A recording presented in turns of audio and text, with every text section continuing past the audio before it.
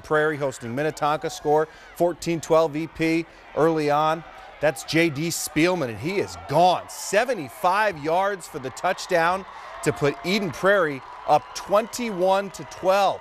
Still third quarter, and it's now EP's Will Raines going in from 11 yards out to make it 29-12 on the two-point conversion. Nice spin move, and Eden Prairie beats Minnetonka tonight at home 36-12. Billy Hart is the quarterback.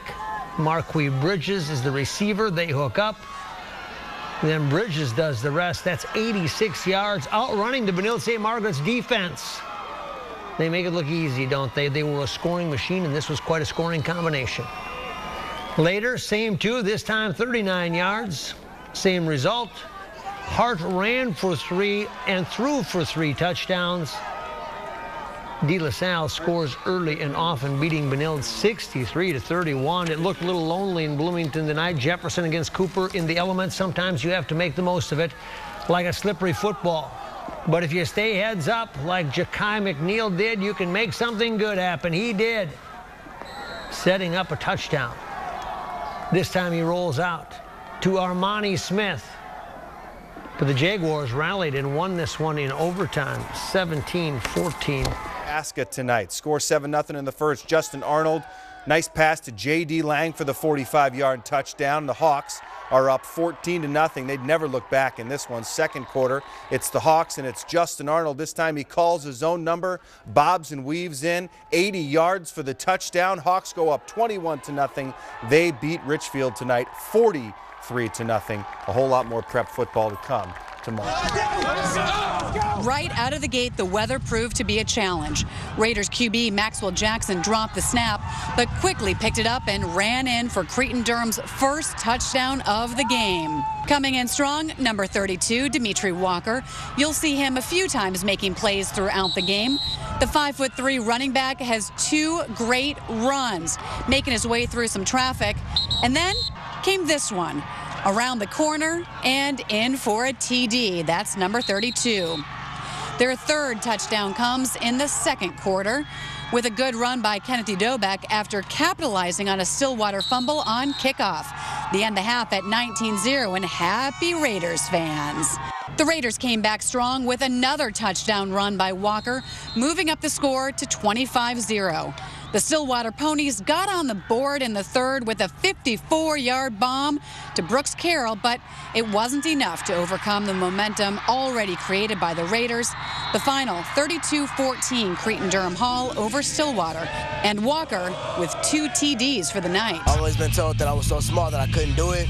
I use that as a fuel to go better, go harder, and show people that I can do what other people think I can't. We thought we matched up real well with them and thought we could run the ball. So we got the happy ending, they didn't. Michael Bush, the quarterback, to the receiver. Whoops, that's a fumble scooped up by Jaden Bjorklund, and the Packers are in business. Quarterback Dan Petrozewski calls his own number, 7-0 South St. Paul, and from there it was all Packers. Petrozewski again scans the field, finds Austin Brandecker, touchdown Packers. They win easily tonight to remain unbeaten. It's the old halfback touchdown pass.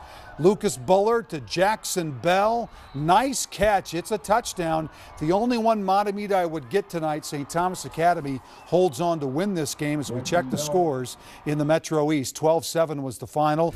Huge matchup in the Northwest Suburban. 5-0 Maple Grove facing 4-1 Blaine. They put D-back Isaac Collins in the backfield for a little Wildcat look. Crimson gave the football their money back. There he goes, Clark Weineke. He smells the end zone, has that knack for it. Maple Grove was rolling. There was sophomore quarterback Brad Davison to Adam Brandt. Right at you for 6. Maple Grove with a statement in a 50-0 win. Another key Northwest matchup, undefeated Elk River versus 4-1 Totino-Grace. The Elks have been great this season. That's why they can throw it. Trent Pinkton, Nolan Dwyer for 6. But this night belonged to Totino-Grace, and they were driving that point in the end zone quite a bit. They love to run the football. That was Gaylord Flomo.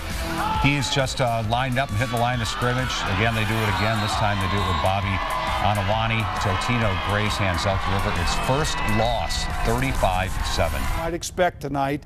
That is South in the red. Tommy Duckstad tackled in the end zone by Carl Engwall for a safety.